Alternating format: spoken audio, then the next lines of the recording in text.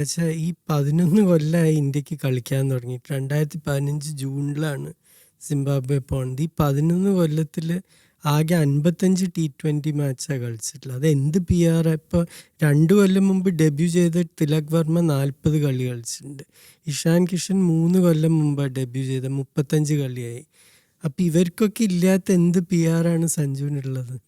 ഇതിപ്പോൾ നമുക്കറിയാം ഒരു ആരോപണമാണ് ഈ പി ആർ എന്നുള്ളത്. പക്ഷേ അങ്ങനെ പി ആർ ചെയ്യുന്ന ക്രിക്കറ്റ് താരങ്ങൾ ഉണ്ടോ എന്നുള്ളതാണ് നമ്മുടെ ചോദ്യം. അതുണ്ട്. ഇപ്പം ഒരു 20 കൊല്ലം മുമ്പ് പി ആർ എന്ന് പറഞ്ഞാൽ, പക്ഷെ അത് സെലക്ഷനിൽ എത്രത്തോളം ഇൻഫ്ലുവൻസ് ചെയ്യാൻ പറ്റുന്ന എനിക്കറിയില്ല. ഇപ്പം സഞ്ജുവിൻ്റെ പി ആറിൻ്റെ കാര്യം പറഞ്ഞു, ആരാണ് ഇവിടെ ഉള്ളത്? കേരളത്തിലൊരു ഓൾ ഇന്ത്യ ലെവൽ റീച്ചുള്ള നമുക്ക് ക്രിക്കറ്റ് ലെജൻസ് ഉണ്ടോ? ഇല്ല. അന്താരാഷ്ട്ര ലെവലിൽ അറിയപ്പെടുന്ന ജേർണലിസ്റ്റ് ഉണ്ടോ? ഇല്ല. പിന്നെ ആരാണ് ഒരു ഓൾ ഇന്ത്യ ഫിഗർ എന്ന് പറയാൻ? ആകെ ഒരു ശശി തരൂർ ഉണ്ട്. ശശി തരൂർ അജിത് അഗർക്കറെ വിളിച്ച് പറഞ്ഞാൽ സഞ്ജുവിനെ ടീമിലെടുക്കുമോ? ഇല്ല. അപ്പം ഇതിലൊന്നും ഒരു അർത്ഥമില്ലാത്ത ആരോപണമാണ് അത് ശരിക്കും.